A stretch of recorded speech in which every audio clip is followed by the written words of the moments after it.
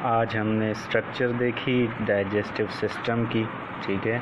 और इसमें जो मेन बातें थी कि डाइजेस्टिव सिस्टम को एलिमेंट्री कैनाल हम कहते हैं, जो कि माउथ से स्टार्ट होता है, एनस पे ख़त्म होता है।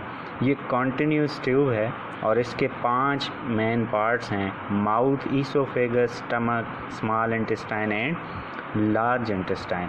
अब हर एक पार्ट का क्या फंक्शन है वो हमने डिस्कस किया। माउथ का क्या फंक्शन है कि ये मैकेनिकली भी फूड को तोड़ता है, डाइजेशन करता है, और केमिकली भी डाइजेशन करता है। Mechanically by the help of teeth and chemically by the help of saliva. Saliva is secreted by salivary glands present in the mouth.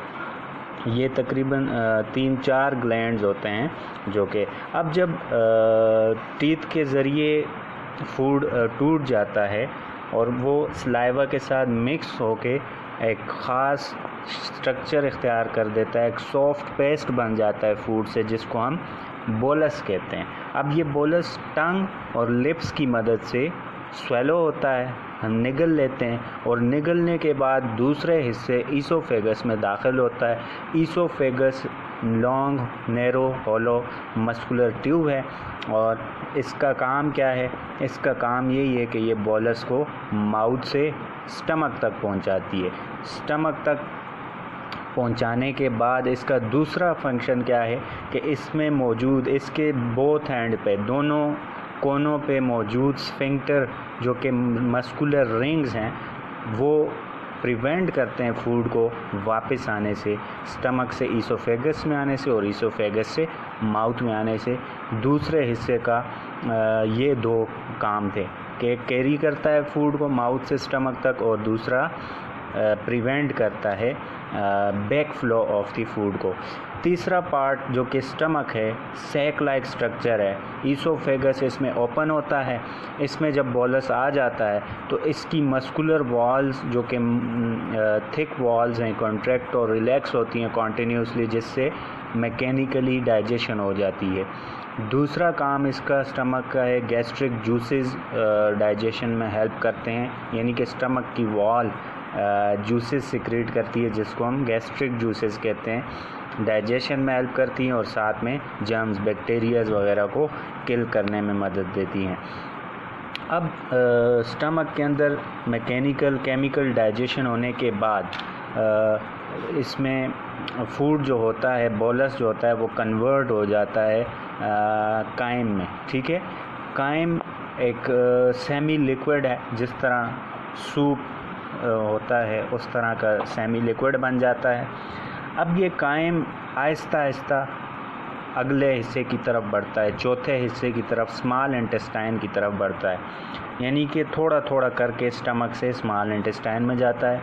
अब स्मॉल इंटेस्टाइन तकरीबन 6 से 8 मीटर लंबी ट्यूब है। ये नैरो ट्यूब है, तंग ट्यूब है, ठीक है, और ये बहुत ज़्यादा कॉइल्ड होती है। तकरीबन आप अगर फीट में हिसाब लगाएं तो 18 से 22 या 25 फीट तक ये लंबी होती है, ठीक है। अब इसके 3 हिस्से होते हैं। जो पहला हिस्सा होता है, पहला सेगमेंट होता है, उसमें लिवर और पेनक्रियाज से जो जूसेस आ रहे होते हैं, pancreatic juice and bile juice. Bile juice liver से आता है, ये आगे हम डिस्कस करेंगे।